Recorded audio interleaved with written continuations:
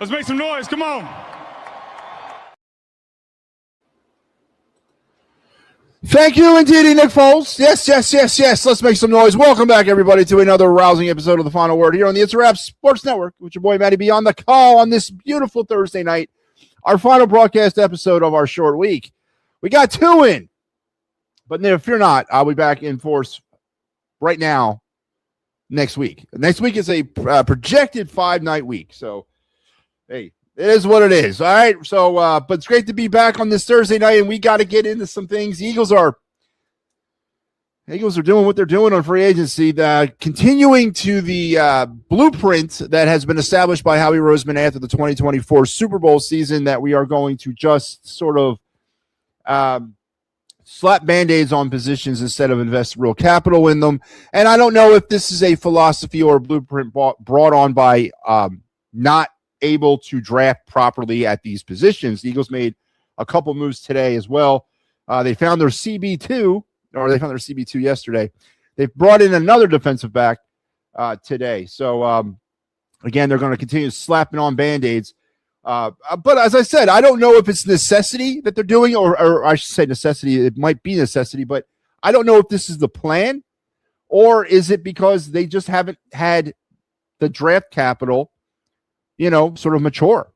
And now they're kind of caught between a rock and a hard place with this money situation, and they got to bring in these sort of rental players and sort of fill some holes. Some players have moved on, and we'll get in again. We'll recap all that tonight. The WBC. Ooh, man, we dodged a bullet.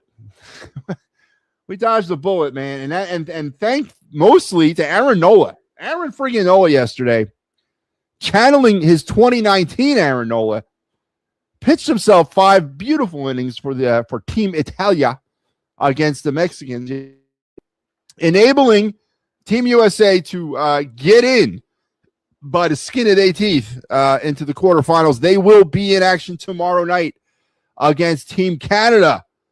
I can't believe we're already talking about another Canadian-American medal round, if you will, matchup. This doesn't have the same sort of gusto as USA-Canada gold medal Olympic hockey, but it could be a tricky situation for Team USA.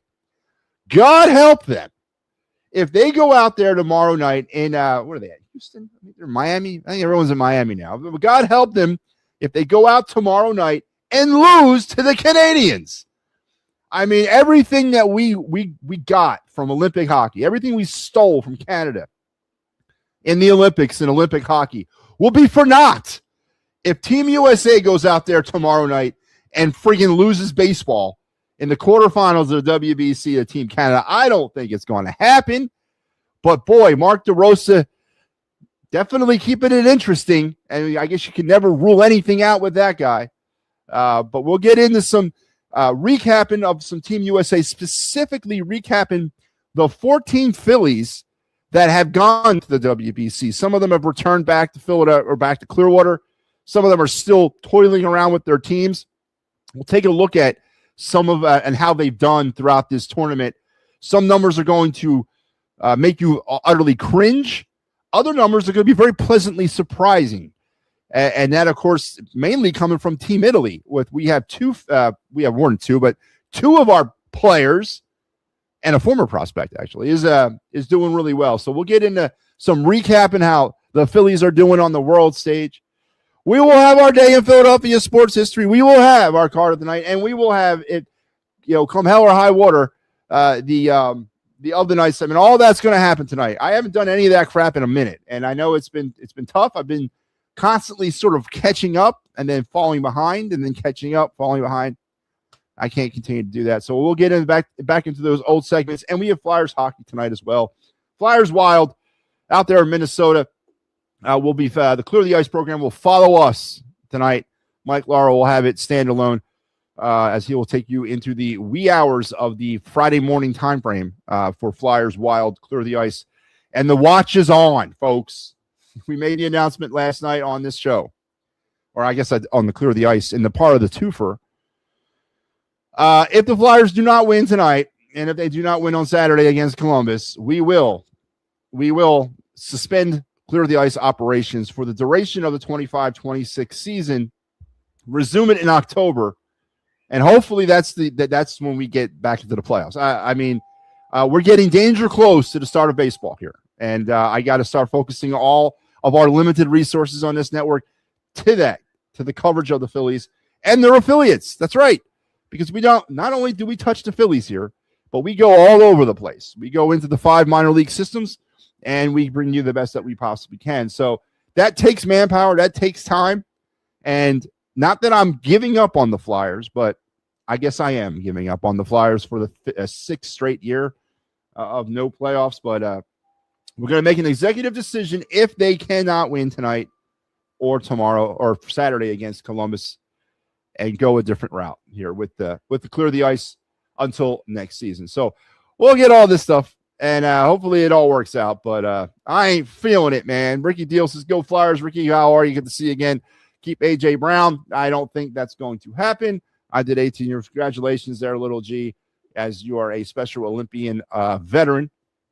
AJ Brown and the AJ Brown Dallas Goedert conversation. The NFL, I guess, gave the Eagles an extension till tomorrow in the dead salary cap sort of period where they have to lock things in. There's a lot of scubbub around the old water cooler that Dallas Goedert is going to be re-signed, which would, I guess, somewhat take the burden off of maybe being able to trade A.J. Brown. I don't know, man. But then I heard something from somebody tonight, a reputable source, that there's a big trade coming down in the NFL, and it should be breaking sometime in this weekend. So I don't know. I really don't know. I don't believe A.J. Brown will be an Eagle. And I believe A.J. Brown has also made that clear that he does not want to be here. And if you're going to bring in a player that's disgruntled, a wide receiver that's disgruntled, have we not seen this movie before? Do we really want to go down that road again? Do I really want to start looking at A.J. Brown doing sit-ups in his driveway? I don't. So if the man doesn't want to be here, then do him a solid. Get him out of here, because what the drama he'll cause inside that locker room will outweigh what he performs on the field for the Eagles in 2026. I firmly believe that the guy's been checked out since they hoisted the Lombardi Trophy. It's time to cut your losses and move on. And I'm going to say it, how he's going to hold out for some sort of crazy King's ransom, first round, multiple first, couple seconds, whatever that is. You know what? If you're able to sort of kind of move him pre-draft, sort of like this is what I would do. In principle, make the trade happen, but post-date the trade for June 1st. Can you do that? Could you trade A.J. Brown in principle, but not actually have it become official till June 2nd?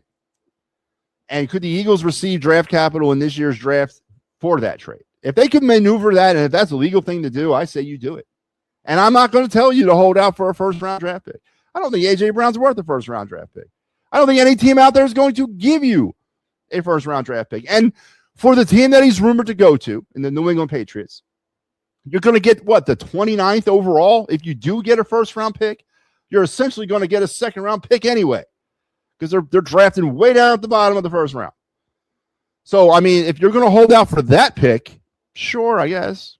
But no one's going to give you top 10, top 5 draft capital for A.J. friggin' Brown. There's just too much baggage associated with him right now. And the teams that are picking in that top 5, top 10 range are not teams that A.J. Brown fits on. AJ needs to go to a team that's on the fringe of Super Bowl glory. And there's only a handful of them out there. And all of them are picking down at the bottom end of the first round. So in that philosophy, yes, you can hold out for a first-round pick. But for all you Eagle fans out there who have some visions of grandeur that he's going to the Arizona Cardinals, he's not going to Arizona. He's not going to Vegas. Not going to the Jets. Definitely won't go interdivision. He's going to go to a team like the Broncos, the Bills, the Patriots, the Rams, a team that's right there. So in that philosophy, I guess you could hold out for a first-round pick. I guess you could. But we'll definitely get into some Eagles talk tonight. Bruce Harper checks in. Bruce, what's going on, man? How are you tonight? Did I see Nola pitch yesterday? I feel he could be great this year. I most definitely saw Nola pitch this year. I'm not going to say Bruce, I don't know if I can go great with Nola. I don't think he's 6.91 ERA, Nola. I think my range for Nola in 2026 was somewhere around a 4.25, between like a 4.05, 4.25 ERA. It all depends on two things, Bruce, in my opinion. Aaron Nola's acceptance of the fact that he's not 2016, 2017, 2018 Nola. His acceptance that his fastball is probably peaking right now at 94 miles an hour, and it probably isn't going any higher than that. But his acceptance of that and his acknowledgement and acceptance that if he can work the damn breaking stuff like he was doing last night, if he can get that curveball, if he can rely on that curveball or have confidence in that curveball, have confidence in the slurve, have confidence in his breaking stuff, and he can mix in a fastball from time to time, and he can do that, then yes, I think Nola has a huge bounce back season next year. But if he thinks he's still going to be able to gas balls by hitters, no, those days have gone. But that's okay. We've seen plenty of pitchers in the history of Major League Baseball, as they got older, adapt and start relying on some of their other stuff to be effective. And then you mix in that fastball from time to time when you have to. But if he can live with the breaking stuff and get the breaking stuff to work it like it was last night, which honestly, some of that stuff was up. Some of those curveballs were up, but they were up on the outer edge. And I can live out there. If you're going to hang one somewhat, I'm not like meatball hang, but like if you're going to hang one, hang it outside, right? Or hang it inside. Get them off their hands or get them off the end of the bat. It's when he tries to break it and it breaks right over the plate. We got problems. But if Nola can rely on that, accept it, be confident in his breaking stuff, I have no concerns about Nola having a bounce back. I'm not going to say great, but a bounce back year in 2026 to the tune of a 4.05 between a 4.05 and a 4.25 ERA. And I think that's obviously what we need. Definitely need that from him this year. With some of the uncertainty at the top end of the rotation with Wheeler, we need Nola to have that kind of year. Sort of lean on that pitching much like we did last year. So, but I agree. It was great to see that. And then we're going to, in a minute here, we're going to transition and we're going to talk about all the players that the Phillies have sent to the WBC and how they've done. Some of them are still playing. Some of them are not. I wish some of them weren't. Bryce Harper. And we're going to talk Bryce Harper tonight. I don't know if he's wearing that not elite t-shirt underneath his jersey. He needs to take it off if he is, because he certainly is not playing elite. Bryce Harper stinks. Bryce Harper has had himself a terrible, terrible tournament. He looks about a half a mile too slow with his bat. They are literally chugging pitches right past him. Bryce Harper looks cooked. And I'm concerned a lot about what I've seen out of Bryce Harper. The other night against Italy, Harper with an opportunity with runners on, I believe it was first and second or second and third. They're down 8-5. Could have done some damage. And as he's walking to the plate as a pinch hitter, I'm thinking to myself, no, what are you doing, DeRosa? Don't put him in this situation, because all he's doing right now is looking at that fence. All they got to do is get him to swing at something down by his feet. And guess what he does? He swings at something down by his feet, and he lazily flies out to left center field. I am very concerned about Bryce Harper. That is the number one concern I have heading in so far offensively. What I've seen for the Phillies in 2026 is the lack of production from Bryce Harper. Have we been stuck? Are we stuck with this guy in now the down years of his career? And I don't want that, because he looks cooked. Absolutely toast out there. So we'll get into, again, we're going to bounce the numbers around with some of these guys, talk about how they've been, but I'm concerned about Bryce Harper. He's looked totally, everyone was up in arms about the DeRosa comment the other day about, hey, we're good. We beat Mexico. We punched our ticket. We're going to the quarterfinals. I let the boys sit in the locker room until about 4 a.m, drinking beer, talking baseball. Players were crawling the next morning. No problem. I'm going to put Goldschmidt in for Harper. I'm going to sit Buxton. I'm going to sit Cal Riley. I'm going to sit, the whole group.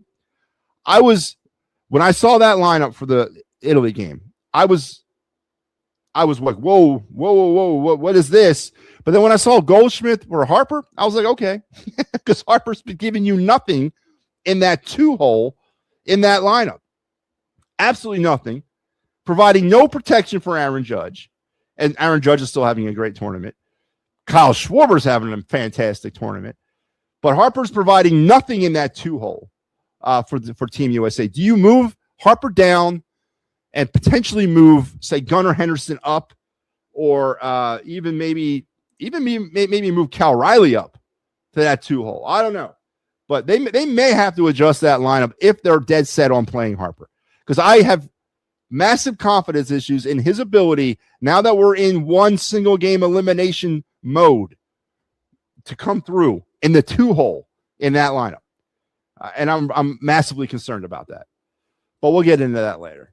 Yes, the phone lines will be open tonight. Ricky Deal, Michael Papernick, what is good? What is good? Good to see you. Yes, they will be open. I thank you for the information. I feel that makes sense, and we could have Sanchez and Painter too, so we could be a top team again. Thank you for that information. What information do you speak? Oh, yeah. Well, listen, I never had any doubt in the Phillies pitching staff. I know a lot of people went into the season, oh, no, we lost Ranger. Oh, no, Suarez, or we lost Ranger. Wheeler's on the mend. We're going in with a thin rotation. You know, I get that, but I remind you and everybody else out there, it was the pitching staff minus Zach Wheeler that got us to the playoffs last year. The offense was what it was all season long. A middling, frustrating home run or bust offense. It never changed. It's never adapted. It's part of the problems about the whole running it back crap, right? It was the pitching that got them to the postseason. And it was the pitching that hung them in the postseason where they weren't hitting without Wheeler. Now, yes, Ranger could be a dark horse X factor. How much are we going to miss him? I don't know. Does Painter rise up into that spot? Does he get that opportunity and fill that void left by Ranger Suarez? Can Taijuan Walker? You know, I don't think he can do it, but does Painter replace Suarez? I guess is the big question there, but I'm totally fine with the Phillies pitching. That's never been my problem. My problem's been the offense, and I'm totally cool with it. Absolutely totally cool with it. And then the Luzardo extension, right? They just signed Jesus Luzardo to what's that, 5-year deal? Yeah, I'm all right, man. Yeah, I guess it all really does hinge on Painter, though. If he can develop, we'll be okay. If he can't develop, we might have another problem. But right now, I am not looking at pitching as a problem for this team. I really ain't. And I think on paper, they had the best pitching staff in the National League East. On paper, they have a top 3 to 5 pitching rotation in all of Major League Baseball. And I don't think that's even debatable. Honestly, don't. Where it comes debatable is the offense. They're a bottom half team in offense. And that's where the real concern is. And it still is there. I feel you're right about Bryce. Yes, like a baby and is not a superstar anymore, but I hope he can fix his problems. Yeah, well, we'll see. We'll fight. I feel Del Rosa should manage Elias said Team USA is just as a commentator. Listen, I know he's been under a lot of pressure, and I know he's been trying. He's been praying to God, praying, please. I would imagine that the one man around this country last night who was tuned into every pitch of that Italy-Mexico game was Mark DeRosa. Because I know he knew if they could not have gotten into the quarterfinals, he would never live that down. There would be a swirl of controversy following him around the rest of his life if they did not advance. Now he's got a second chance, right, to kind of put all that behind him. I don't believe for 1 second he was taken out of context. I believe absolutely he thought they had clinched because he allowed them to do certain things that night after beating Mexico. He allowed them to celebrate like they had done something, which then limited his ability to play some players the next day. And the pitching rotation. Starting Nolan McLean, who is possibly on his way to being maybe the next face of Major League Baseball, but that's not now. And that's not on this stage. And that's not what a AAA pitcher who burst onto the scene in August of 2025 should have been put in. He should not have been put in that position.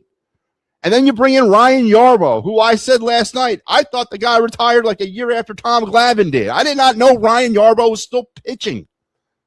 And that was your rotation in that game. And then at one point, old man Kershaw is in the bullpen with no hat on, warming up. All right? So don't tell me he knew that his statement was taken out of context. He literally thought they had already locked it up. This was a throwaway game. This was a load management game, a scheduled loss. Somebody in the seventh inning must have walked over to him and said, hey, man, you do know you're not in the playoffs, right? You got to win this game, or you're going to be subject to tiebreaker scenarios and watching scoreboards and all that. And then all of a sudden, Mason Miller runs up and starts getting warm, and they sit down old man Kershaw. Come on. Don't tell me you were taken out of context and that you knew that they were going. No, you had no clue. You thought they had clinched, and you almost cost us, man. You almost cost us. But I guess no harm, no foul. We're in. We're on our way. He's not smart. I don't know about that. He's a baseball guy, career guy, lifelong baseball guy.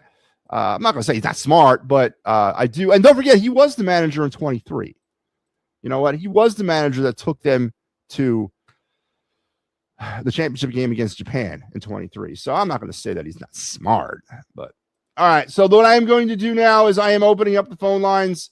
Your link should be popping into your chat room right now. The phone lines are open so you can chime in, be part of the greatness here tonight on the program, and we'll have some fun. Let's get it going, though, with your day in Philadelphia sports history. So let's strap in, strap on, strap it up. Keep your head, hands, feet inside the car all times, and let's roll with your day in Philadelphia sports history on this day. In 1997, for a brief moment, Allen Iverson had bested the greatest basketball player of all time, Michael Jordan. Allen Iverson was enjoying his Rookie of the Year season that year, his first in the NBA. He had one of his more recognizable moments in the NBA, baffling Michael Jordan with his signature ankle-breaking crossover to sink a contested shot from the top of the key. Though the shot was irrelevant in the Sixers' eventual 108-104 loss to the eventual world champion Bulls, who finished that season at 69-13, it was definitely Allen Iverson's coming-of-age moment and his arrival as potentially one of the elite superstars of the National Basketball Association. It is a very widely seen play. We all know what we're talking about. That crossover was something that Allen Iverson just perfected, was probably the best crossover guy I've ever seen in the history of the NBA. It was ankle breaking, and I don't think Jordan was expecting that, and he got sort of taken to school a bit. It's a very widely seen YouTube clip. You can research it right now if you want. But on this night, back in 1997, that infamous play occurred for the Sixers and Allen Iverson as he crossed over and crossed up Michael Jordan in an eventual Sixer loss. But it was a Allen Iverson coming-of-age moment in the NBA. So there you go. There's your day in Philadelphia sports history, brought to you by the great folks here at the It's a Wrap Sports Network, purveyors of such programs as the Fightin's Final. Yes, we're back. The Fightin's Final returning for its 5th season. We'll get it all kicked off on Sunday, March 22nd at now 5 p.m. We had to adjust the time. It's no longer at 2 p.m. I have something I got to do at 2 p.m. So we have adjusted the time to 5 p.m. for our 2026 season preview show. Join me, Al, Mike, as we will break down the 2026 Philly season as we get you ready not only for the Philly season, but another fantastic season of the Fightin's Final. Season 5. Cannot believe it's been 5 years we've been doing this. Cannot believe I've been doing that show for 5 years. And of course, we're rolling into 2026 4-0. And what I mean by that is every season we've done the Fightin's Final, they've made the playoffs. It has not. Let's get some wood here. Knock on that right there.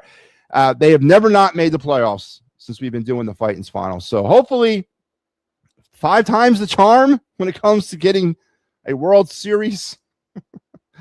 But we'll get it all kicked off for you on Sunday, March 22nd at 5 p.m.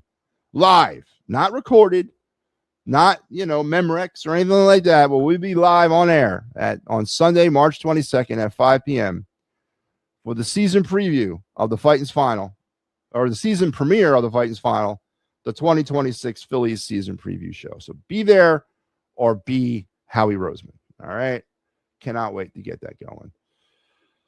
Oh, man, oh, man, oh, man. Maybe you could say how he got his job as manager when he isn't even a manager anymore. I don't know how he got the job. I ain't gonna lie to you, but I know he was the manager in 2023, and he guided the team to the championship game. Listen, I'm not sticking up for Mark DeRosa.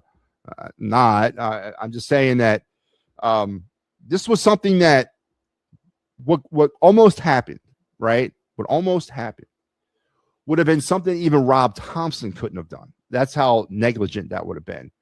Now there's been some also in-game issues, but here's the thing. And I'm not defending him on not knowing the situation of the status of his team. I'm not defending that. It's indefendable. But as far as his in-game stuff, how freaking difficult is it for you? I mean, I know I'd be in that dugout.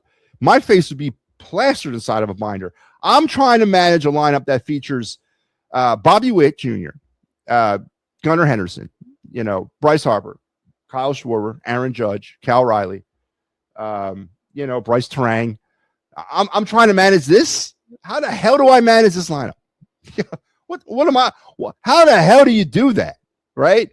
Now, I guess some of the things maybe you could look at sort of his support staff, the pitching issues, the rotational flow, Andy Pettit as your pitching coach. I mean, maybe you can look a little further there. But as far as the manager goes, this is almost like a self-managing thing, with these guys. I mean, what am I going to do? What button am I going to push in a lineup that features some of the greatest players in Major League Baseball? What the hell am I doing? Now, maybe I could affect it negatively, but I sure said it'd be hard for me to affect it positively. It really would be. I don't know if there's much managing going on, but the little bit that is going on, the little bit that is happening, he's apparently struggling with. And that's where I get a problem with, right? It's that attitude of allowing the players to get hammered apparently the night before the game against Italy, thinking they had already clinched. That's negligent, man, right? Negligent. So that's where I kind of have an issue with. But as far as his in-game ability to manage and being the face in that dugout, what in the hell is he supposed to do when you're dealing with these guys? All right. And you're also dealing with so many restrictions, so many, safety nets. Do you think these teams, the Yankees, the Phillies, the Mariners, the Orioles, the Pirates, teams like that just said, here, take them, enjoy them, just send them back when you're done? No. They're looking at every friggin' thing these guys are doing on the mound, in the field, at the batter. They are up his ass constantly about what's going on. There's so many restrictions placed, especially on the pitchers, that, it probably drives you crazy. So is he really managing? That's my point. Is he really managing to that essence of the word in game? He's restricted so heavily by the parent teams of these players that don't want these guys to get hurt. So I'm not going to get on him too hard about his in-game stuff. Now, the other thing, yeah, I am. There's no defending that. That was negligence, man, and that almost cost Team USA. And now they got an opportunity to play Canada. This has got everything. I'm telling you, man. God forbid they lose that game. God forbid Team USA loses to Canada in baseball. Whatever we did in the Olympics in hockey is gone out the friggin' window if we cannot beat Team Canada in the quarterfinals tomorrow night. Just no saving that. There's no defending that either. But I don't think that's going to happen. There's just no way. And I don't even think Italy is that good, honestly. Italy played that confused American team. But you get Team USA laser focused with all the regulars back in. Instead of pushing Nolan McLean and Ryan Yarbrough, you're out there, throwing Paul Skeens and Tariq Skubal at them. I think we'll be fine. But God forbid tomorrow night, Logan Webb's going to get the call, by the way, for Team USA against Sorka He's going to be pitching for Canada. It'll be 8 o'clock start on Fox for all you people out there setting your old TiVo and DVR players, because I'll be watching as well. Jack Hughes apparently sent the boys a little hype video, a hype message to get them kind of excited about this opportunity. It just doesn't hit hard to me. And it hits nowhere as hard as USA Canada Olympic gold hockey. This hits as a don't, if you mess this up, I don't know you type stuff, right? This doesn't hit hard like go out there, boys. Tonight you're the best baseball team in the world. Now that doesn't hit that hard, all right, against Canada. Now against Japan, that's a different story. But this is a win for Team USA, and anything less than a win tomorrow night, massive failure in this tournament. And I still have it circled in my calendar, man. Team USA, Japan, WBC championship game on Tuesday night, March 17th, St. Patrick's Day. So I still have that circled on my calendar, and I feel that we're still on the way to do that. Joe Hell's checking in. What's going on, Joe? How are you? I hope your umpire. So interesting that you asked that question. So as you can see behind me, I'm not on the road. I'm not in a hotel. I'm back in base camp. I left. I guess I did about maybe a total of 13, 14 games over the course of about 2.5, 3 weeks. Was out on the road this past week. Came back home the other day. Got in about 14 games at various levels. I had the opportunity at the high school level to work with Joseph Contreras. I don't know if you guys remember who that is. It's a 17-year-old pitcher from Team Brazil that pitched on Friday night against Team USA, ended up getting Aaron Judge, grounded in that double play. Well, I had his last game as a high school pitcher prior to him coming to the Classic. And it was an amazing game. He threw 92 pitches throughout the game. His fastball was touching 98. It's a very, very easy game to call. Extremely easy game to umpire. That pretty much umps itself, right? But I had the opportunity to work with him, and had an opportunity to work with on the high school side, a lot of top level D1 commits. One game I did for Perfect Game featured a team that had out of a roster of 24 kids, had 22 D1 commits. Kidding me? 22 D1 commits for next season. I also had the privilege of meeting Frank Thomas. Shook the man's hand twice because his son was also participating in this tournament down there in Hoover, Alabama, over a couple weekends ago that I was down there doing it. The Big Hurt's not looking so big anymore, but he shook my hand. I was like, I don't have any baseball cards handy on me. I do have a few of your cards. I wish I had them on me right now. He laughed. But I met Frank Thomas. Joseph Contreras, of course, is the son of Jose Contreras, the former Major League Baseball pitcher for the Yankees and Mets, who's also the pitching coach for his son. And I had the opportunity to not talk to him, but, deal with him and asking for time and all that. But no, I had a great experience in that aspect. As far as the college game went, some NAIA, mostly NAIA games in Kentucky, in Virginia, in Georgia, and North Carolina. I got one D3 game in while I was down there. That was the highest I got, was Division III. It was fun. The money was, it really came down to dollars and cents. I was supposed to be down there until April, but in between games, I'm living off my own dime, living out of my own pocket. And it was getting a little bit, and I didn't expect to make $1 million anyway. It was just a little, I think we estimated about 11, 12 grand for the season in gross money, right? Or net, whatever. And gross, it worked out to about 4,000, 4,500, which we knew that going in, right? We knew that going in. I wasn't like I was surprised by that. I knew that going into it. And it was never about the money. It was about getting my name out there. It's about seeing some high-level stuff, working the best baseball in the country down south. I'm sorry, the boys up north got nothing on these kids down south. Now, and I've never even done Texas baseball, which is a whole nother planet, but the boys down south, boy, there's some stuff going on down there with these kids, man. Whew. But I had that opportunity. But as I was sitting in hotel room staring at, at the wall for hours on end, reviewing game tape over and over again, watching scenarios, just going over like stuff like that, trying to manage this network from afar.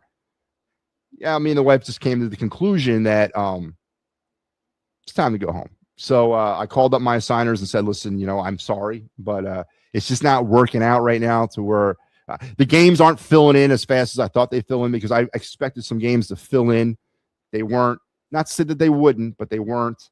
And I just said, you know what? I'm going to head home. So I made a decision for next college season. I've already hooked on with them. United Umpires, which is a umpire service that services the Northeast.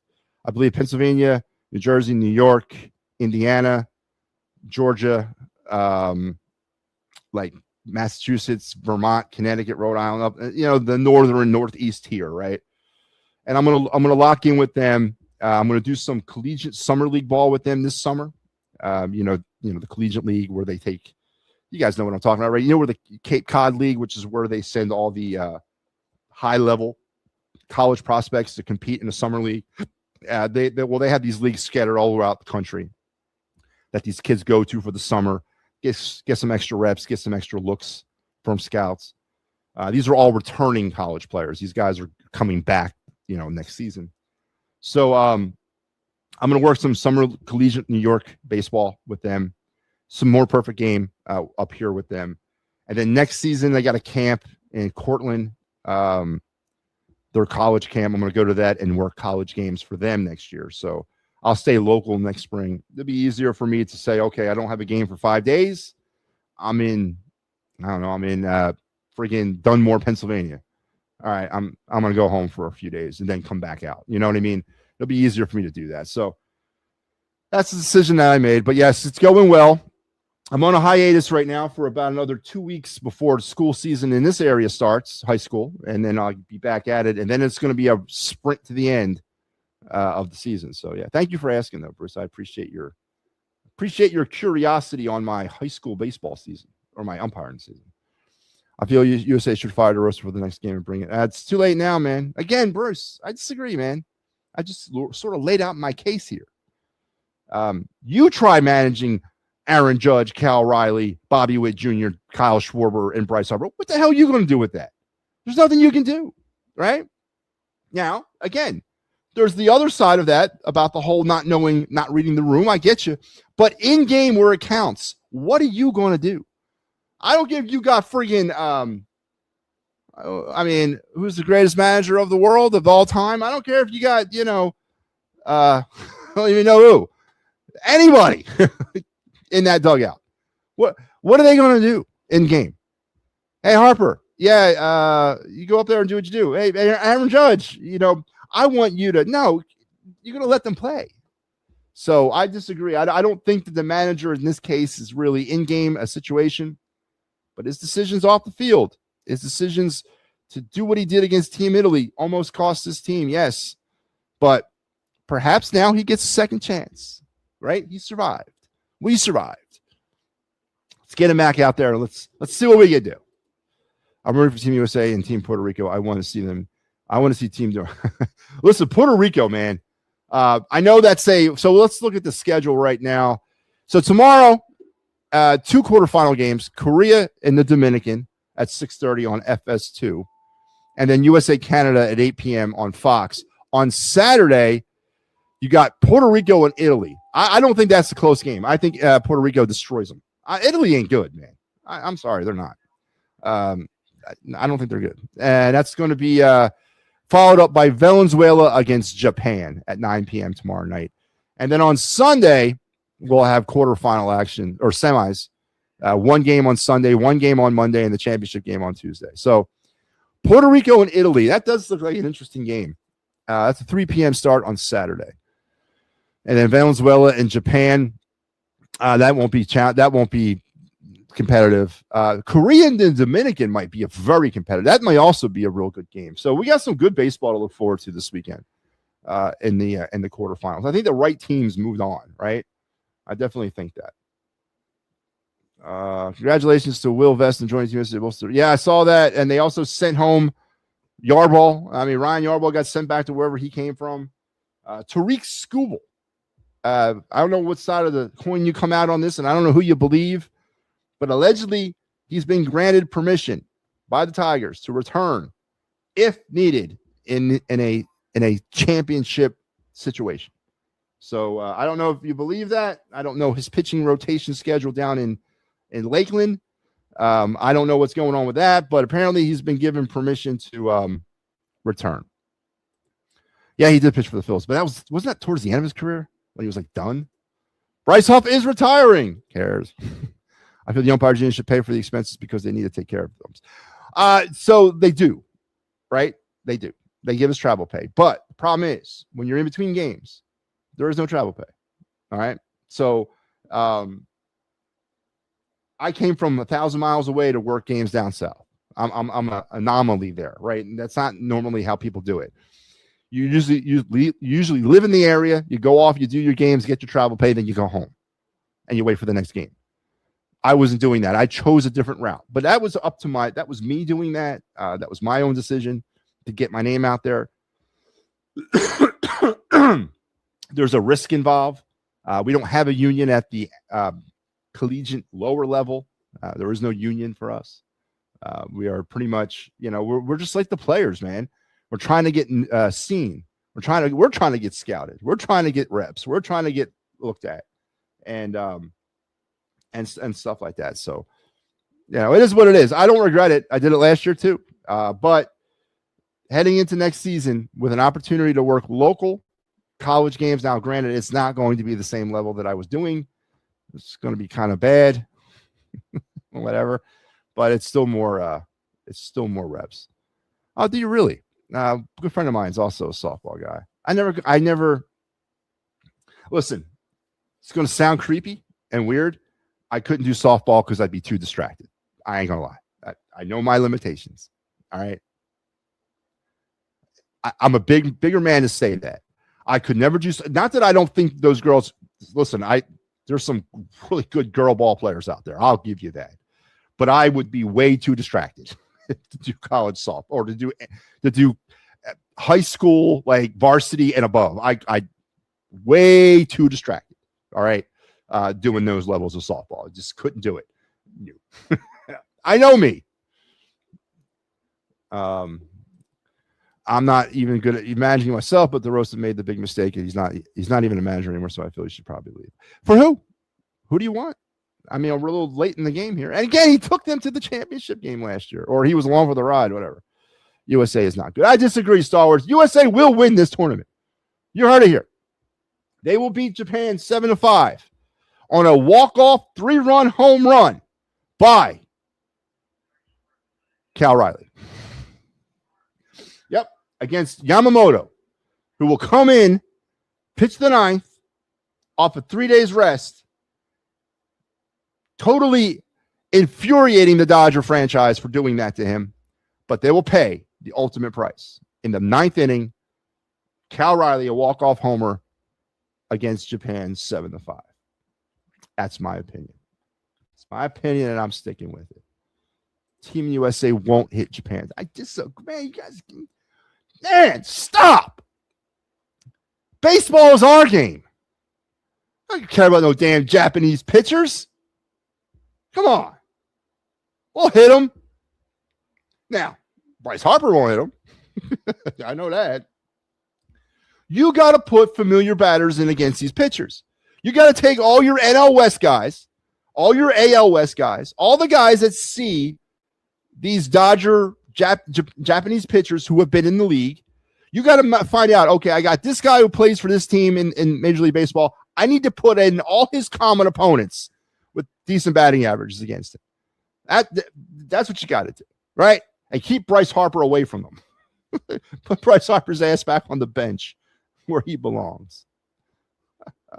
I am going to go to the phone lines momentarily. I do want to let's go over this real quick. I do want to talk about Phillies in the Classic. 14 players were sent by the Philly organization to the World Baseball Classic. Let's talk about some of their stats and how they're doing. And let's go right off the bat with Mr. Number 3 himself, or I should say 24 for Team USA. Mr. Bryce Harper's batting a ripe 176 through this tournament, 3 for 17 with an RBI. Dreadful. Absolutely dreadful. He is absolutely an automatic out in that number 2 hole. They got to do something about that. They got to get him out of that hole. Kyle Schwarber, batting 300, 6 for 20 with a homer and 2 RBIs. Has been playing really well. Listen, I'm very impressed with Kyle Schwarber, and I've just been very impressed. Love it. Love what Kyle Schwarber's bringing to the game. I really do. Brad Keller, an inning and a half pitching, a 0 ERA, 3 strikeouts, 2 runs. But didn't he have a weird ass error the other night where he threw the ball into the ground trying to go to second? Yeah, that was a little concerning. Christopher Sanchez playing for the Dominican Republic, an inning and a half, or an inning and a third, I should say, a 20.25 ERA, 6 hits, 3 earned runs. Not a good, start for Chris Sanchez. Only an inning and a third, and he's rocking a 20.25 ERA and gave up 6 hits and 3 earned runs. Team Venezuela, Jose Luzardo did not play. He did not play for them, so he was, I believe, stayed in Philadelphia or stayed in Clearwater. Team Italy. Here's our stellars right here. Aaron Nola, 5 innings pitched, no ERA, 4 hits and 5 strikeouts. And Phillies prospect Dante friggin' Nori. He's batting 500, 6 for 12, 2 doubles, 2 homers, and 5 RBIs for Team Italy. Nore's, I believe, the 2024 first-round Phillies draft pick. Should begin the season, I would imagine. He ended it with Double-A. Is it a stretch to say Nori starts 2026 in Lehigh Valley? Probably not. Keep an eye on that. And Nori has rocketed through the minors. I mean, he has gone quickly through the minor league system. We may have our new right fielder sooner than later. Taiwan Walker for Team Mexico is 1-0 with a 0.0 ERA, pitched 3 and a third, no hits and 2 walks. For the eliminated Team Israel, Mexico is eliminated too. Garrett Stubbs batted a ripe 0.77, 1 for 14 with a triple. His 1 hit in the tournament was a triple. Max Lazar, no ERA and a half an inning, no hits. And for Team Panama, Edmundo Sosa, 2 for 4 went for Team Panama, 4 for 18 with a double and a walk. Team Brazil, Gabriel Barbosa, a 33.75 ERA in an inning and a third, 3 hits, a homer, a strikeout, and 3 walks. That's stellar right there. For the Netherlands, Jaden Estina, infielder, no innings, 1 hit. No, wait, he's not an infielder. Didn't pitch anything. No recorded innings, a hit, 4 RBIs, and a hit by pitch. And for Team Australia, Mitch Newborn, 2 games, no ERA, an inning and a half pitched, a hit, and 2 strikeouts. And there you have it. By the numbers, Phillies in the World Baseball Classic. Of course, the big one there, I would imagine the 3 biggest things that I see, of course, is the struggles of Bryce Harper, 176, 3 for 17 with an RBI, and the stellar play of our Team Italy players. Aaron Nola's 5 innings, no ERA, didn't give him any earned runs, 4 hits and 5 strikeouts, and the biggest one, Dante Nori, a ripe 500 batting average, 6 for 12, 2 doubles, 2 homers, and 5 RBIs for Nori in this tournament. Great signs of the future, what could be for the Philadelphia Phillies. So there you have it. Phillies by the numbers in the World Baseball Classic. Let's go to the phones and let's bring on Michael Papernick. Papernick, what's up, man? Yo, what up, Matty? How you been? Same stuff, different day. So I'm at work. I'm at work in a classroom, and this teacher's got this thing hung up, and it says, if you were granted 3 wishes, what would they be? And I've been sitting here for like 10 minutes just looking at this thing. Wish 1, Robbie's fired. Wish 2, Sirianni's fired. Wish 3, both of them won't be in Philly after next season. Those are very plausible wishes and very popular ones too. Now, here's what I want to talk about. What do you think about the Luzardo signing? I like it. I do too. For a couple of reasons, Papernick. One, pre-CBA problems, right? So we locked him in. No, we don't have to worry about the CBA messing that up, right? Also, it provides a little stability to that rotation. beyond 2026. We don't know what Wheeler and Noel are going to be beyond this year. Well, we don't know what they're going to be this year. And we don't know what Painter's going to be beyond this year. So you got to try to, at least on paper, lock in some sort of rotation, right? And they've done it. So you got four pitchers you can somewhat trust and believe in for 2027. Okay. What's that tell you? What they gave him? What they thought about Ranger? Now, my opinion. Now, I'm gonna give you my opinion. You can give me yours. I think they didn't want to give Ranger the money because of his injury. He's injured. He ain't reliable for a full season. Because he basically got the same contract, except what? Ranger got 7 years of 137, something like that. Yep. Now, you know who's going to be the big winner out of this?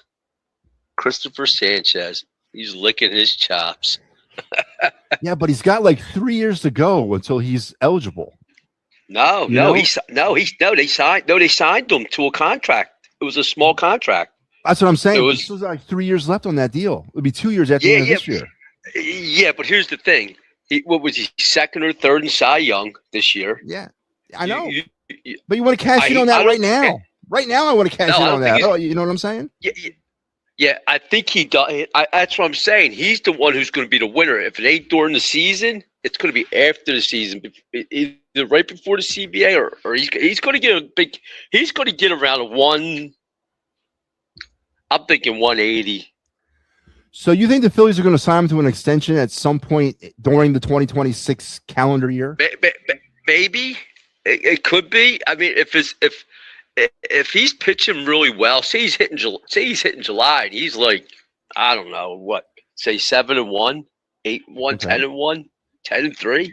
What do you? I mean, come on. And he's looking at Luzardo, who didn't even come close to what he did. Yeah. He's salivating, man. You don't think Sanchez got knocked around in the World Baseball Classic? Yeah, we understand that. I get that part. I get that. I don't worry about Sanchez. I think he's going to be fine. I think he'll be locked in when he needs to be locked in. I think this is more just like. As far as your Luzardo take and your Ranger take, I agree. I think it's the same situation that really kind of plagued what's his face, Jacoby Dean. The talent's there. It's game changing. It's steady. It's consistent talent.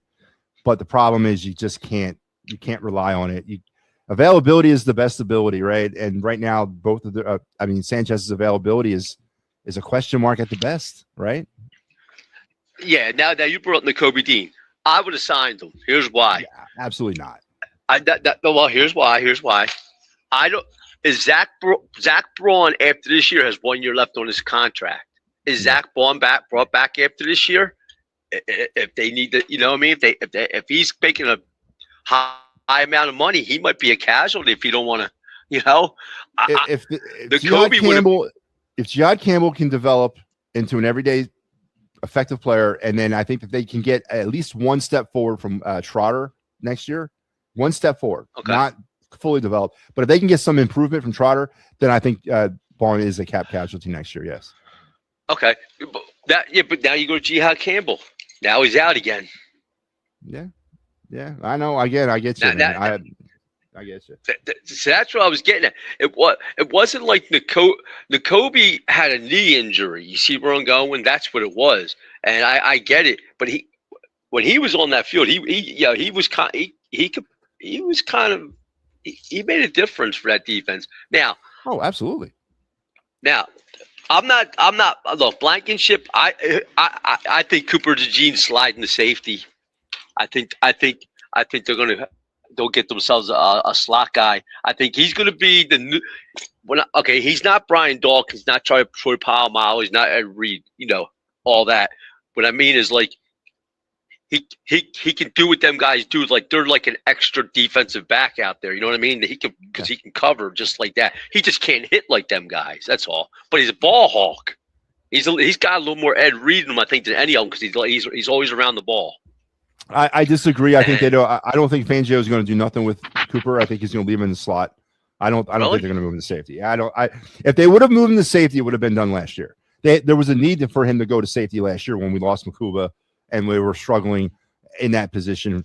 They would have done it last year. They didn't. So I don't see Fangio doing that. I don't. I'm not saying that you're wrong and that he might not be effective as a safety. And at some point he does go to safety, but I don't think under Fangio he does. What do you think about bringing Gardner Johnson back? He already signed today with Buffalo. Oh, geez. So our safety is what, Makuba and Epps, or whatever his name is. Yeah, something like that. So the Eagles today did sign another D-back, Jonathan Jones. They brought him in on a 1-year deal. He is a kind of a journeyman guy. He played for here it is. He played for in 2025. He started 12 games, 41 tackles, 5 passes defended, no interceptions. But he has allowed a career high 13.4 yards per catch in back-to-back seasons.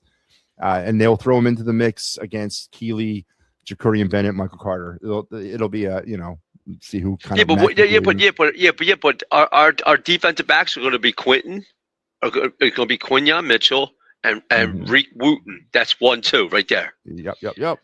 Your third guy, that's what I'm getting at. I'm saying I'm wondering if he's going to slide him back, because Hart played the slot up with the Jets. Mm-hmm. Can Jones play the slot? You see where I'm going? I wonder if they're going to think about that. That's honestly, that's probably what they are. They're probably thinking about that for safety's sake, pardon the pun. But I honestly don't believe that we're going to see Cooper DeJean as a safety under Vic Fangio. I think it would have already happened. I do. And they're going to continue this.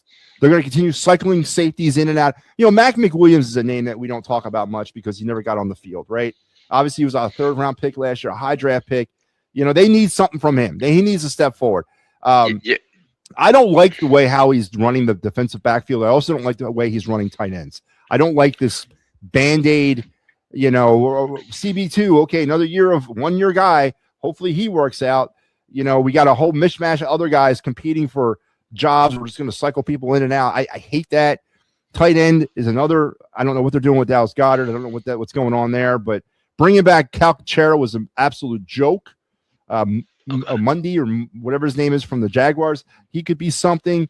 But we still don't have a true number 1 tight end. I don't like what they're doing with those 2 positions, Mike. Well, they're good. If you see what Goddard got, he had his contract was extended. Something was extended. So I think they're going to try to work something out with him. If they don't, they're probably going to draft a wide receiver. Now, did you see what AJ Brown came out and said? Now, oh yeah, I saw. Now he wants to be traded. Now he wants to be traded. He's always wanted to be traded. Come on. Yeah, but he's never said it. But here's the thing now.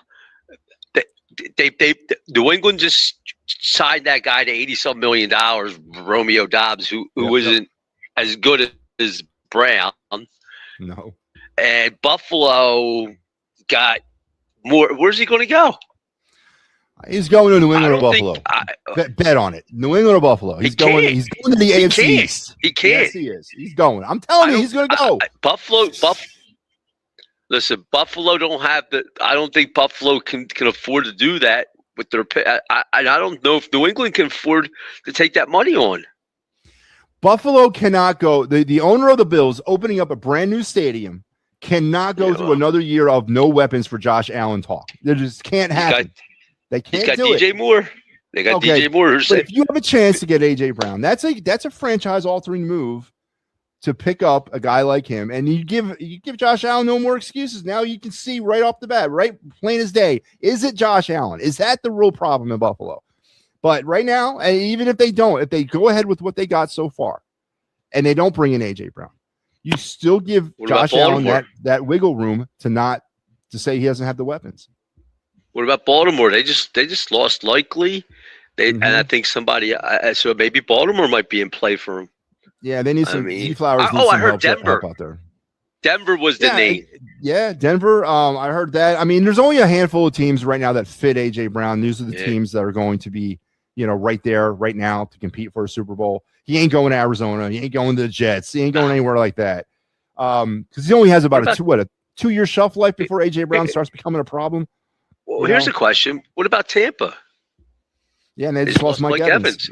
Yeah. I mean, I don't know if he'd want to go there, but I mean, here's a team for you, Mike. How about Jacksonville? Yeah, I mean, see, it all comes down to, like you said. Yeah, I think Jacksonville. He would like that. He's not a Florida kid. He's a Boston guy, right? He's a Massachusetts guy. Yeah. Yeah, but didn't he play? Where did he go to college at? Old Miss or something, or Mississippi or something like that. Yeah. You have Travis Hunter on one side, AJ Brown on the other side. You got something going on down there, you know.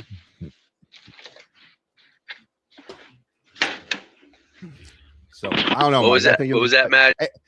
You have Travis Hunter on one side and AJ Brown on one side, and you have Trevor Lawrence throwing the ball to them. You definitely got something going on down there. Well, you know what I mean? Yeah.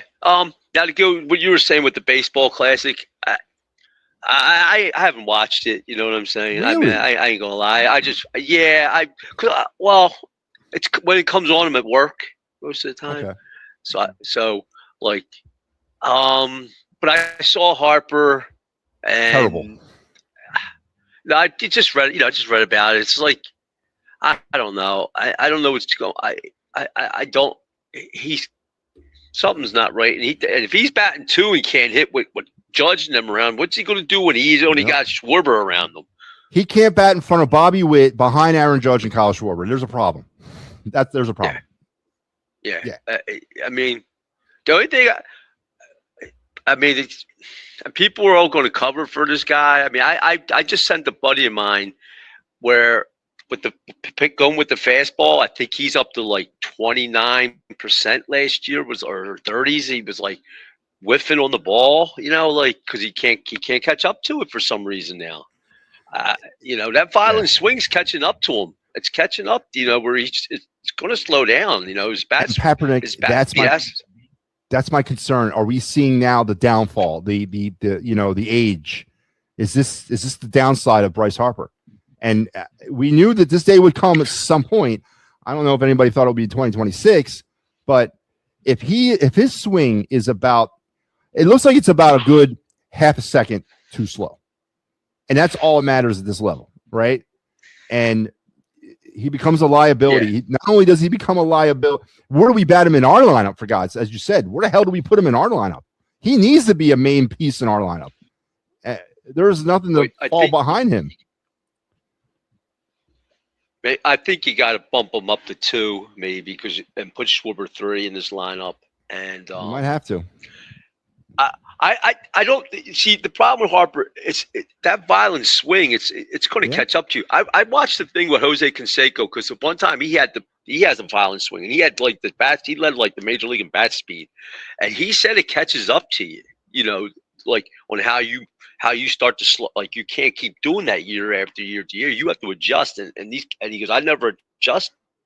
He goes, I'm thinking Harper's like thinking he don't need to adjust. You got to adjust. It's like a pitcher who can't throw the balls. You got to learn to put it in certain spots. Greg Maddox, great example. Can't overpower you, but once you learn how to pinpoint, that was it, man. John Smoltz. John Smoltz. Now, the Phillies pitching staff, I'm going to need a little crow on Aaron Nola right now. Yeah, he looked good with it only threw in 5 innings. He looked good. I hope he against Team Mexico, AAA hitters. I get you, but he looked good.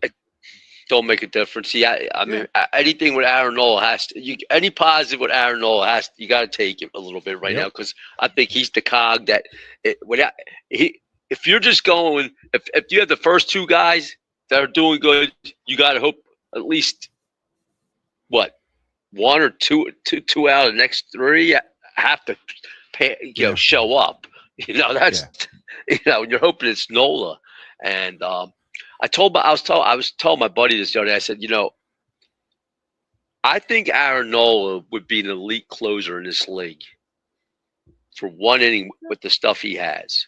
Yeah. For 1 inning, I think he could be an elite closer. But when you're paying that much money, you can't throw him back there. That's the reason. If he has a crap year, they're going to keep keeping him because it's like the Carlos Santana rule. They got to justify the money that they're paying him, so they'll just keep throwing him out there and hoping he just gets nothing. Turns out well. No, you're right. They're kind of stuck with him for at least a couple years. All right, Papernick, listen, we got to go, man. Hey, you have a good night, Matty. Are you on Sunday night or no? Next week should be a full 5-day week. All right, so yes. I know. All right. And also, check out some World Baseball Classic, man. It's on all weekend, dude. You can get, and this is the best part of it. This is the single game elimination round. So we're getting down to the end. I'll try to see. I'll try to see what I can catch. I got kind of a busy weekend, but I'll see what I can do. All right, Papernick, take care, man. I'll catch you Sunday night. You have a good night. Bye. All right, too. All right, Papernick. Papernick, bringing the fire as he always does. Let's check out some of these. You have to find a way to get this done. Dallas Goedert wants. The Eagles want it. The fans want it. Make it happen. I disagree, man. I don't want it. It is time. Again, Star Wars has anything that you saw last year in the NFL taught you anything? Parity is the way of the future, right? This old guard, this keeping players beyond their shelf life. I'm not prepared to give Dallas Goedert. Would I give him a 1 year, $10 million? Yeah, probably. But I'm not giving him a 3 year, $40 million contract or 3 years, $60, $80 million. I ain't doing that, man. He's beyond his time. The Eagles screwed this up. His replacement should have been brought here last year, if not the year before. But they didn't do it. And now they're in a bind. I would not do this. I for a year, maybe. Yes. But anything beyond a year, no. And I'm honestly concerned that you're trying to throw this against the wall. You're trying to run it back, right? The Eagles are trying to run it back. Well, running it back in 2025 did not work for the Eagles. The NFL got a little faster than them, right? Just a bit. And we can blame the offensive line's injury struggles all you want, but there was other things happening on that field that the Eagles were not prepared to do with their skill set. And now we're going to add another year to that. When is the appropriate time to say, Dallas Goedert, thank you for your service. I'm drafting a tight end in the first round. I'm going to have the Grant Calcaterra, and what the hell is the other guy's name? John Lunt backups, and I'm going to bring in my new tight end of the future. Why are we constantly throwing good money after bad? I don't agree with that. I think we should move on. But because of certain ways it was handled, maybe you can't. Maybe you have to sign the 1 year deal. But if you're looking to get him anything beyond a 1 year deal, that's suicide. We got to stop caring about Dallas Goedert's. We got to stop caring about the names. It's the Philadelphia freaking Eagles, right? These players come and go, the team stays. And trying to run this back. And I know everyone's trying to keep the old guard here. Goedert had a great year last year, but that was the first year in about 3 years that he went through the season pretty much injury-free. I mean, there's no guarantee that won't crop back up again. We got to think smarter than this. I understand the instant gratification of a known commodity. But we saw it last year. A lot of unknown commodities around the NFL took that step. The Eagles I hope that they're not operating off of 2017, 2018 NFL philosophies. Because the philosophy in this league has shifted. And we saw that last year. That's the only way I can say that the Jacksonville Jaguars went from a 14-loss team to a 14-win team. The New England Patriots went from a 14-loss team to a 14-win team. The philosophy has shifted. It's about drafting really good and developing, something that the Eagles have not traditionally been good at. So trying to bring back the old band, I'm not buying it, man. Not buying it at all. So this is going, yeah, well, they're out. So absolutely. Fire Sirianni and Thompson. Amazing. Sirianni Thompson should be fired, yet Nick Nurse and Takis aren't mentioned. Nick Nurse needs to be mentioned, along with Daryl Morey and Elton Brand, the world's wealthiest welfare recipient. I don't know what the hell Elton Brand does, but Rick Tocchet, I'm not cutting bait on him yet. Not yet. Ravens can trade for AJ. They could. Yeah, they could trade for AJ. And again, the Ravens fall into that category of team that fit AJ Brown, right? A team that's on the perennial cusp of competing for a Super Bowl. There are a handful of them out there. I don't care. AJ Brown won't be an Eagle start of the season. I don't think he will. All right, back to the phones. Here we go. Joe Hale's been patient. Joe, what's up? I just want to make this quick. 2 questions. Thoughts on Chase Utley going to the Phillies Wall of Fame, and Good why? point. Glad you're bringing that up. I think it's outstanding, and I think they waited 1 year too soon. I think next year, I think Chase Utley is a slam dunk to get into the Baseball Hall of Fame. I think he's going to get there next year, and I think they could have waited a year and done a joint induction into the Phillies Wall of Fame, Baseball Hall of Fame, and a number retirement ceremony all in one. Okay. But I'm totally okay with it. Absolutely. I think it should be Dan Baker first before Chase Utley. Yeah, I disagree. Dan Baker, but Dan Baker's still active. Sometimes he's not there all the time anymore. Yeah, but he's still the voice of the Phillies in game. I mean, come on, you can't do that. I hear it. No, he deserves it. But Chase Utley is long overdue to go into that Wall of Fame. It should be the guy that pitched a perfect game, and Cole Hamels. Oh, Roy Halladay? He's already in there. Who pitched the perfect game? Cole Hamels He pitched a no-hitter. in Chicago. No-hitter. He should be in there. Yeah, he should.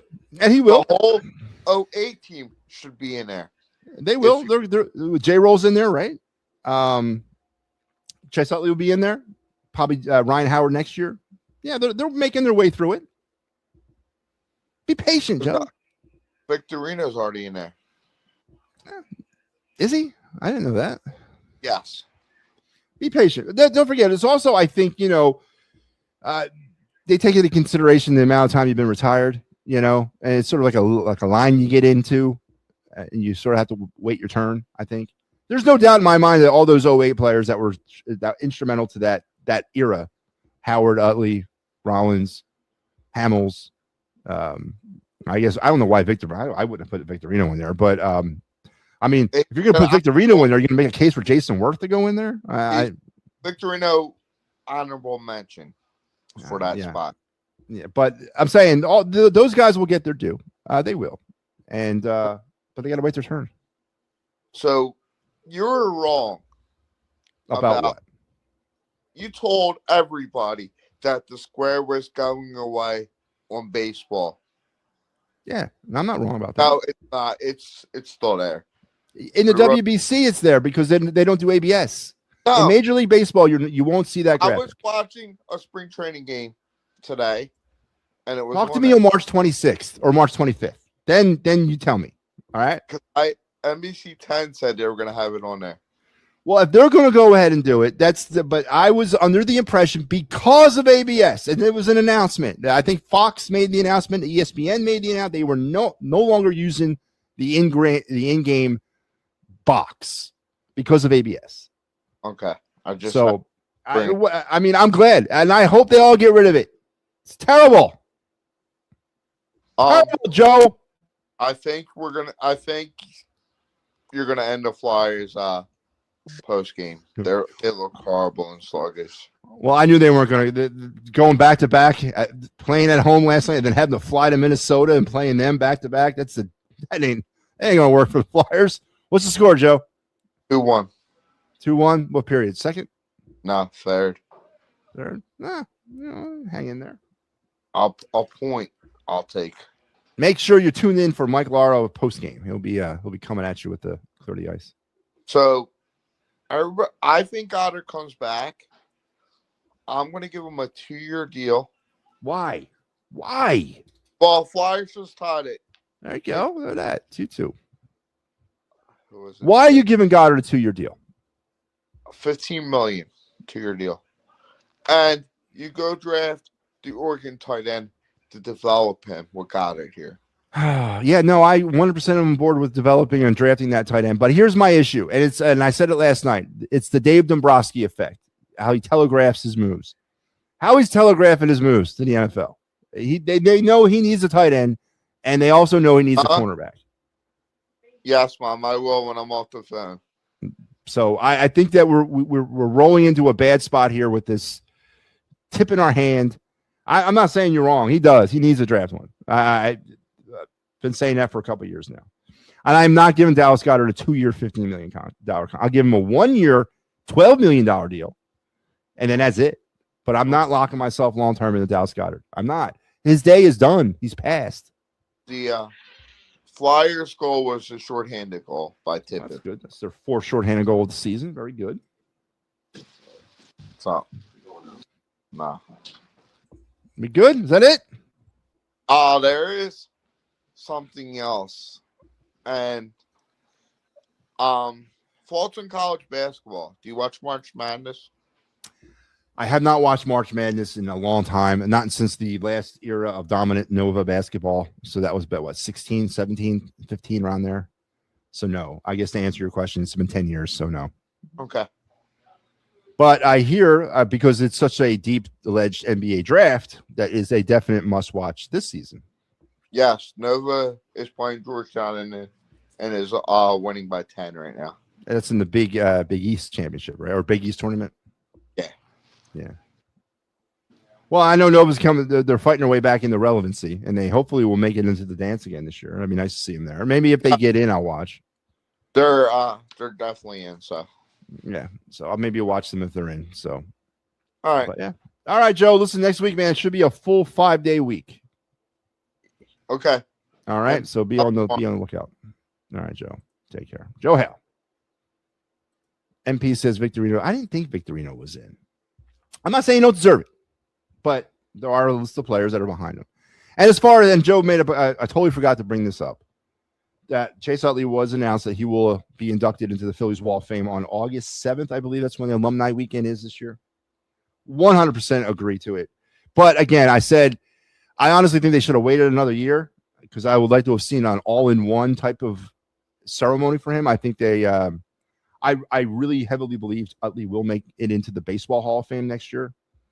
And even though Buster Posey, as a first-year ballot guy or first-time ballot guy, he's a slam dunk to get in. But other than that, maybe, I don't know. But I think I still believe very heavily that Chase Utley gets into the Hall of Fame next year. And they could have waited a year, put him into the Wall of Fame next summer. Maybe they don't think there will be next summer, but next summer. And then retire his number all in the same night. You know, I think that would have been better PR for me. I think maybe you hold them off. Maybe you call them up and say, Chase, listen, we really feel that you're getting in the Hall of Fame next year, so we're going to hold off on this. But if you don't get in the Hall of Fame next year, we'll run you into the wall in 27. But no, I'm okay with it. Chase Utley, the greatest second baseman ever play here. Top 10 second baseman all time in the history of Major League Baseball. Is that a claim that can be made about Chase Utley? It probably would be an easier claim to make about him if he hadn't lost about 5 years due to those injuries. Perhaps you could make that claim a little bit easier. But if we're talking top 10 second baseman, I think you could definitely argue down there 7 through 10 range. I think you can. And I think if he would have stayed healthy, then you're talking Ryan Sandberg territory with him, honestly. And I totally believe his injuries, cut away a good portion of his career. And that happens sometimes. But no, 100% agree with the Phillies' decision to put him in the Wall of Fame. Was wondering what was taking so long anyway. But no, totally agree with that there, guys, and Joe Hale. So there you go. But yeah, so we went over some of the Phillies in the World Baseball Classic. We talked about in brief. So let's go over what the Eagles have done thus far in free agency and all the adds and the losses. They've, of course, Reek Woolen, the cornerback, 1-year deal. Jonathan Jones signed just a few hours ago, a cornerback, 1-year deal. Johnny Munt, the tight end from formerly of the Jaguars, a 1-year deal. Taquan Graham went under the radar a bit. Signed a 1-year contract. Jordan Davis was extended. Grant Calcaterra was extended. Landon Dickerson was extended today. They renegotiated and restructured Michael Carter II's contract. They also signed Braden Mann. 4-year deal. The punter got a 4-year contract by the Eagles. And of course, Jalen Phillips gone to Carolina. Nakobe Dean gone to Vegas. Reed Blankenship gone to Houston. Joan Donson gone to Atlanta. Sam Howell, barely knew you, gone to Dallas. Joshua Uche is now a Dolphin. Ojulari went to the Falcons on a 1-year deal. Brett Toth out to San Francisco. And Matt Pryor went to, where'd he go? Arizona. And as mentioned, and this was a name that was floating around, where the Eagles maybe wanting to kick the tires on C.J. Gardner-Johnson. Well, the Buffalo Bills jumped in tonight, and they signed GJ to a 1-year deal worth about $6 million. So there so far was what's happening in Phillies or Eagles free agent land as we get into our free agent season. Went over some of the Philly stuff. I haven't actually, you know what? I had not even been watching Philly spring training baseball. I've been so focused on this damn tournament. I haven't even really watched Philly's preseason or spring training. But we're getting close to the end of that, thankfully. And we're getting closer every day to the start of the 2026 season, which will begin for the Phillies on March 26th at 3 p.m. against the Texas Rangers at the Bank. I guess you could pencil softly in Christopher Sanchez versus Jacob deGrom. I guess you could pretty much go with that as the opening day matchup. Baseball will kick off officially on the 25th of March with one game. They're going back to the way it should be. No more of this, let's have a 3-game series in Korea or Japan and then have another week left of spring training and then start the season. No, we're not doing that no more. I'm glad they're going back to the standalone game on the day before everyone else plays. And then on the 25th, I believe it's the Yankees and the Giants. We'll kick it all off, and then everybody gets it going on the 26th. But and the earliest start date. This is the earliest start date to an MLB season in the history of Major League Baseball. And yes, for all intents and purposes, that ridiculous box is gone. Gone. It will not be part of your broadcast. And if NBC 10 is stupid enough to bring that, first of all, here's the problem with there's a lot of problems with that friggin' box.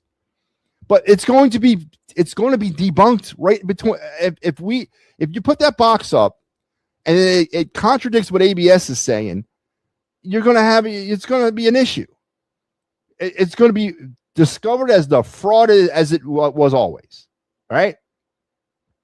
So it's suicide for a network to put that box up with ABS this year. It's suicide.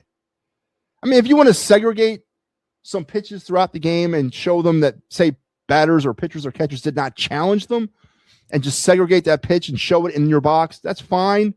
And a replay type thing.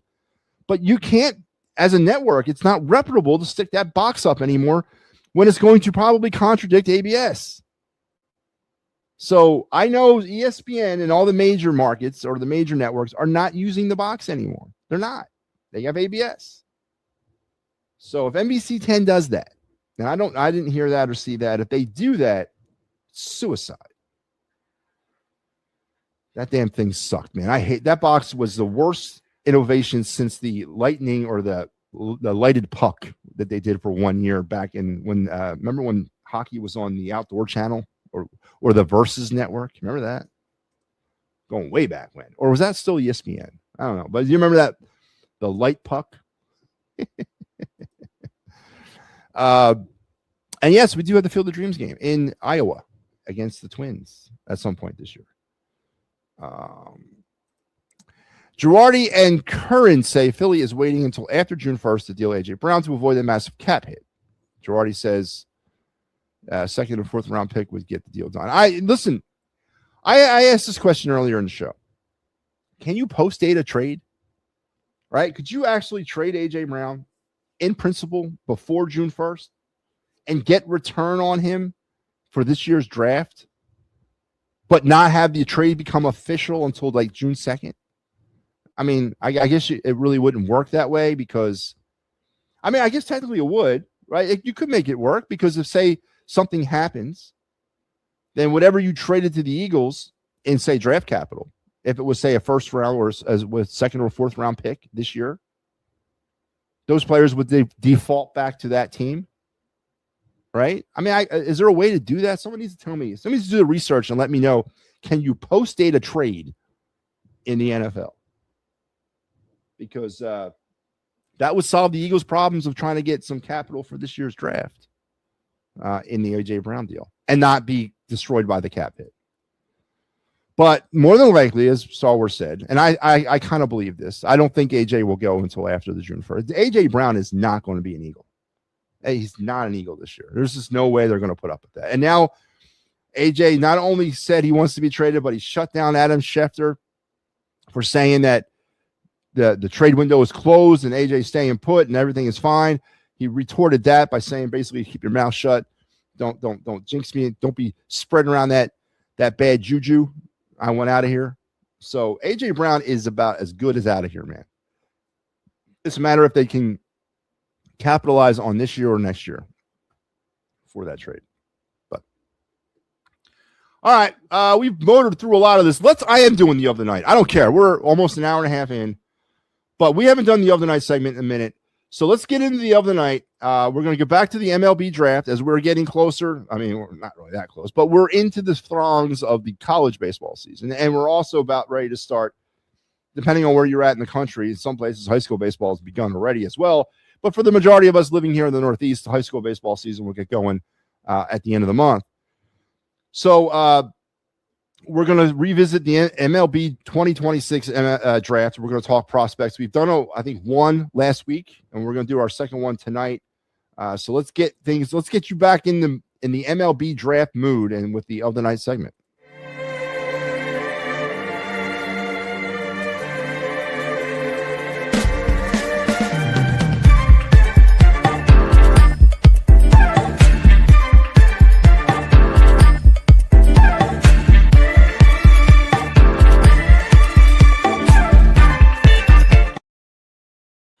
All right, so the other night segment, we're going to talk MLB Draft 2026.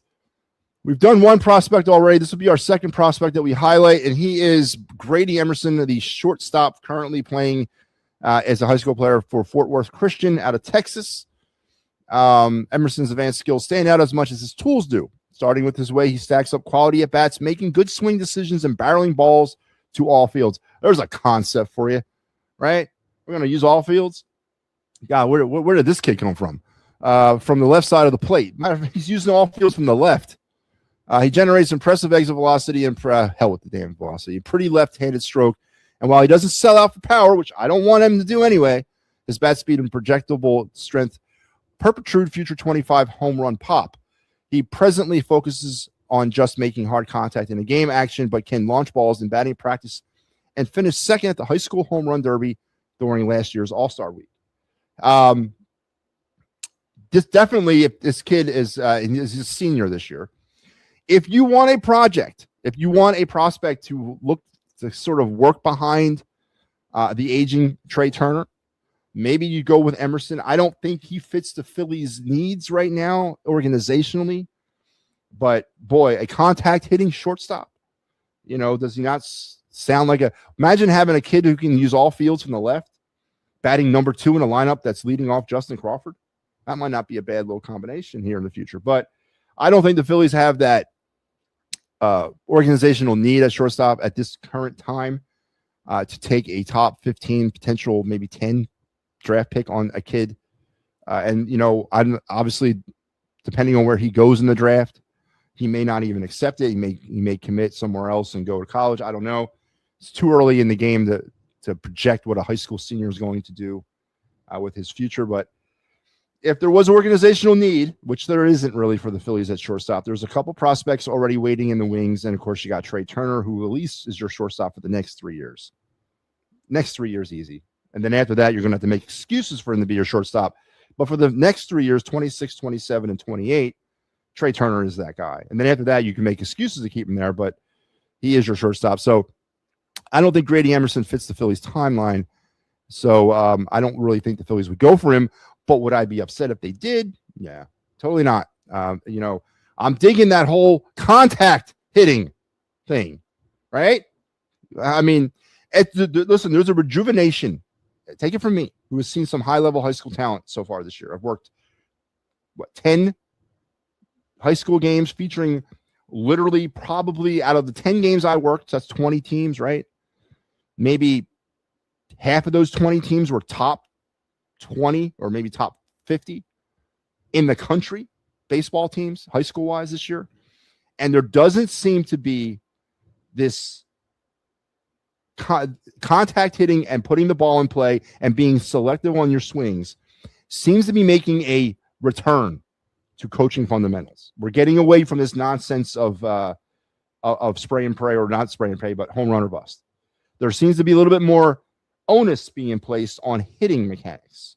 Take it from me. I saw it firsthand 2 weeks ago. So that's a good sign for baseball as a whole. And boy, do we need some contact hitters on this team. So Grady Emerson, probably a top 15 prospect, probably will not be around when the Phillies select. And even when they do select, I don't see the Phillies investing high draft capital on a shortstop at this particular juncture of time. But he would be definitely an interesting pick for the Phillies to grab. But there you have it, our 2026 MLB prospect, draft prospect of the night, Grady Emerson of Texas Christian High School in Fort Worth. All right. Let's go back to the phone lines. Mike Laro's here. Mike, do we have a final in Minnesota? No, not yet, Matty. You got about a minute, 41 seconds left. We are tied at 2, so it looks like we're going to get some bonus hockey in, unless something happens. But good news is half of the teams that were in front of the Flyers lost. So it's kind of helping them out. They can pull within, I believe it's 5 points tonight or 4 points of Boston for that final playoff spot. So I still have faith. I still think they can get in. I'm probably the only one on this network, but well, you do realize there's a West Coast trip next week, right? Yes, and it's brutal. It's Anaheim. It's the Kings. I think, and they got, believe it or not, too, they got like some random other trip too to go out and play. They play Winnipeg too in April. They got like a random. Go back. They got to finish that Central Canadian, like I believe Colorado trip, or like that area of the country. Yeah, it's only weird. It's really weird. Like I think they do like Detroit, and then they play Detroit, then they play Winnipeg. So kind of a little weird way to go. Still got another game with Dallas. So they got some pretty good Western Conference teams that they still have to play coming up. So it's going to be a tough. It's going to be tough, but I think they can do it. I really do. Well, Mike, I don't know if you heard the announcement that I made. I made an executive decision. I should have probably told you first, but I didn't. If the Flyers do not win tonight, and if they do not win against Columbus, I am making an executive decision to suspend Clear the Ice operations until next season. Oh, okay. So, well, I just don't want to call it too soon, Matty, because no, that's what I you're right. But I'm looking at that West Coast trip, man. You got 2 midweek games, one in LA and then the other one in Anaheim, and then you got the Saturday in San Jose. So I was trying to save us a West Coast trip if we don't need to be on it. You know what I mean? Because it affects us harder than it affects anybody else. But yeah, I mean, I'll revisit it. But right now, if they don't get any points in these next 2 games, I'm going to seriously consider. Well, you might want to start looking towards Saturday because they're about just under a minute going into overtime in this one, so they're going to get at least a point. They'll get a point in this one, and we'll keep. And I'll tell you what. Hey man, listen. From what I've seen so far in this game, just a quick little recap. Flyers are about to go on a power play with 51 seconds left to go in this game.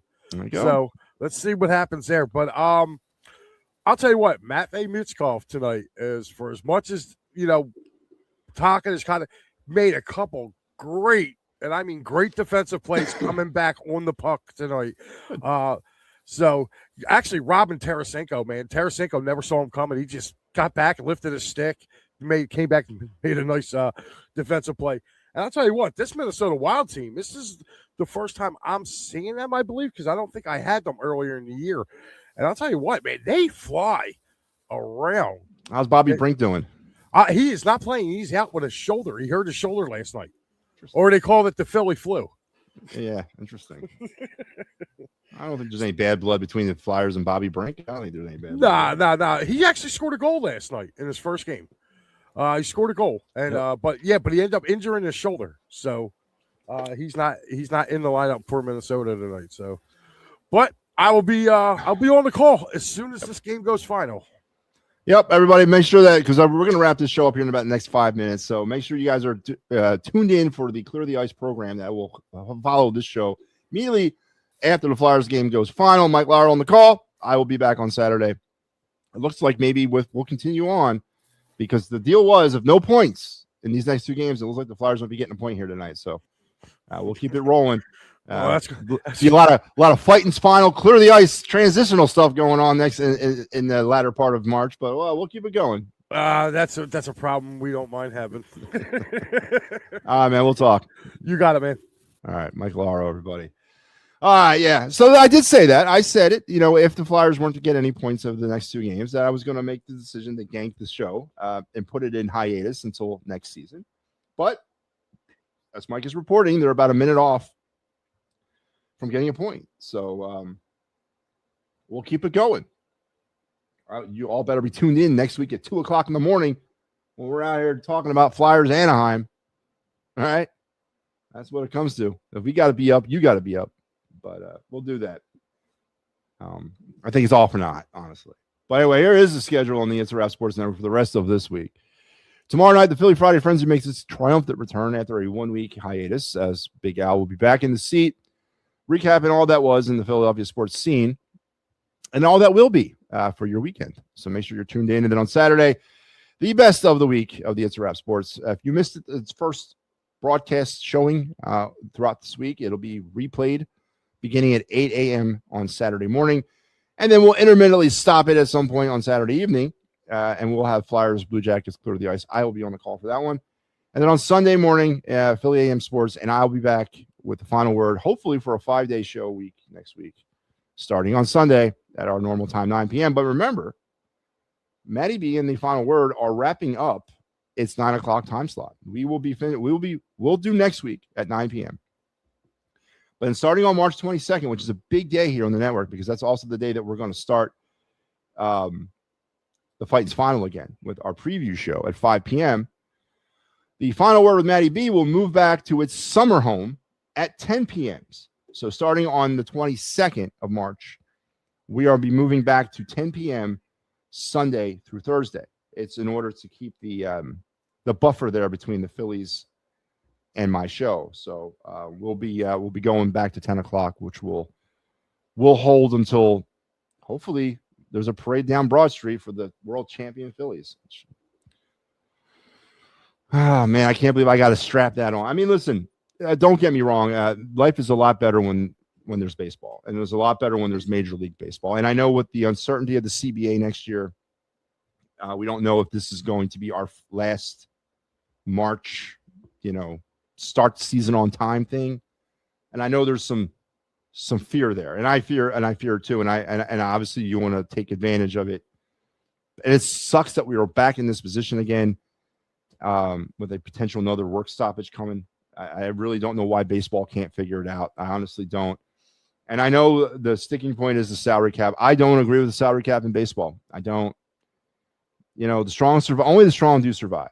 And if you don't want to be a winner, if you don't want to be a contending champion, then continue to lose, right? Simple as that. Nobody should mandate you to come within a threshold of certain money spent because you play in Pittsburgh versus in Manhattan or in Brooklyn or in the Bronx, whatever. I disagree with that. You want to build your brand, make it a superior brand, then put the money and time into it. This is it's a declaration to the world and to the baseball public that you're going to kowtow to the owners.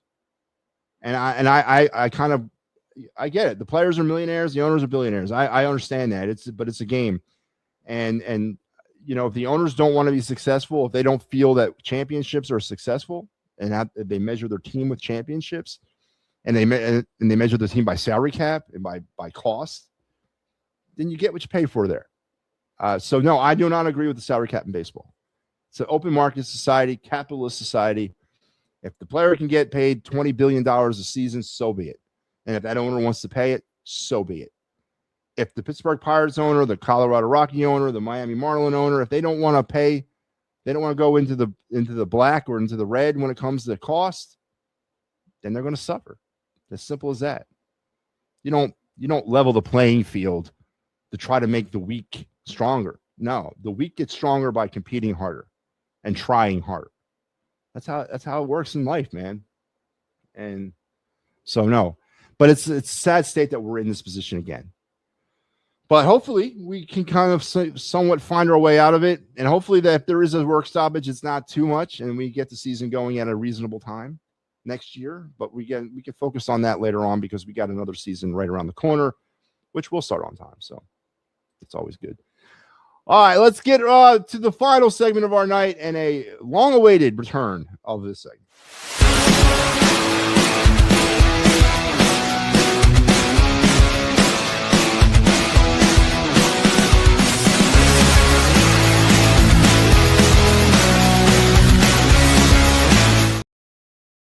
Yep, that's right. Our baseball card review segment has returned for a triumphant return here on the program. It's been a minute since I've done this. Just didn't really have the time to find it. So we're back, though, tonight. I don't even have the card out here yet. I don't. Wow, I put the card away.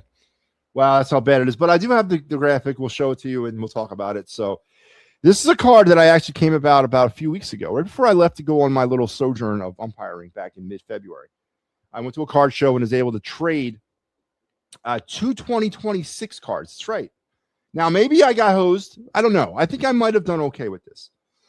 But I pulled, and I think we profiled one of these cards that I traded on a past episode of the card review. It was one of my Roman Anthony rookie cards that I got. I think it was his Titans of the Game card and another maybe Stars of MLB card from Roman Anthony, both rookie cards of 2026. And I ended up trading these 2 cards for this 1 card.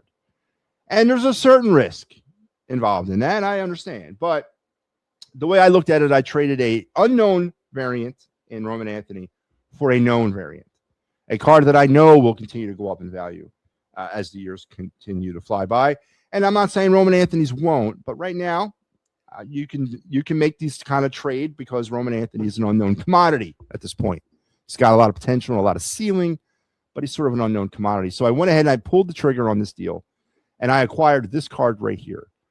It's the 2025 Topps Finest rare silver checkerboard Paul Skeens card. Now, this card is in it's not been graded. The one I got is not graded, but it is in pristine condition. I probably will get it sent off to be graded just to see where I am. Right now, as a raw card, this is about a $25 value. As a PSA 10, it projects somewhere up in the $2,000, $2,500 range. So I'm going to go probably get this thing graded and see where I am. I sit with it. When I saw it, I was able to make that deal. These are again, Paul Skeens is a card that no matter what year it is, you go ahead and you try to make a deal for it. And I thought the asking price of 2 Roman Anthony rookies at this time was a reasonable offer. So I took it. It's pretty cool. It's I love the checkerboard variant here. There's multiple checkerboard variants of this card out there.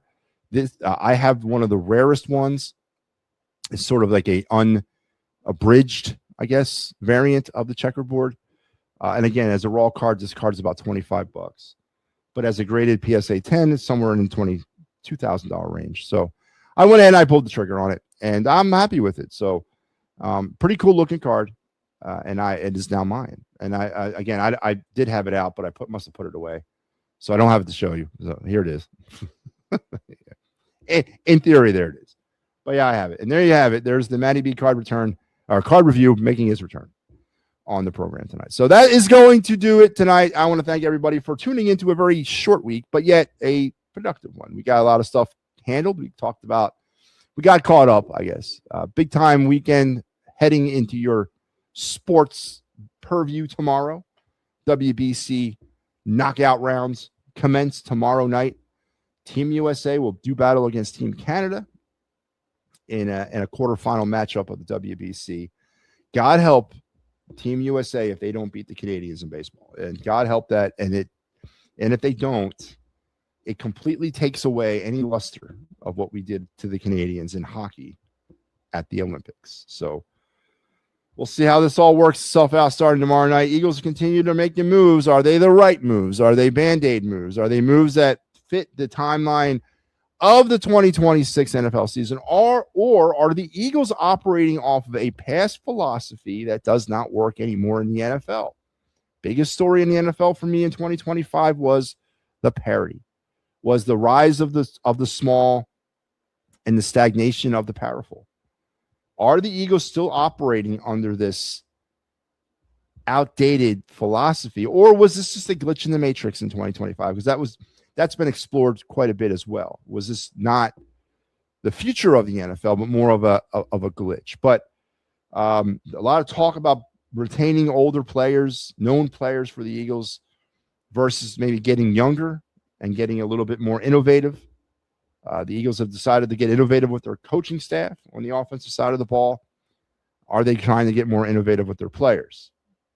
The two biggest names still kind of hovering around the Eagle free agency right now are Dallas Goedert and A.J. Brown, and whether or not they'll be here. I don't think you're re-signing Dallas Goedert. If you can get him for a 1 year, $12, $13, $14 million deal, yeah. But you don't lock him into anything more than that. And A.J. Brown needs to go bye-bye. So we'll wait and see how this continues to play out. The NFL draft is bearing down on us as well. So we're getting in, of course, the MLB season. So we will resume this conversation on Sunday, but I'll be back on Saturday for your Clear the Ice Flyers and Blue Jackets, and then I'll see you again on Sunday. So until then, you guys have a great rest of your week and a fantabulous weekend. I'll talk to you again on Saturday night on Clear the Ice. So stay tuned also for the Clear the Ice, as it will follow me as soon as the Flyers game in Minnesota goes final. So until we talk again, I'm out of here.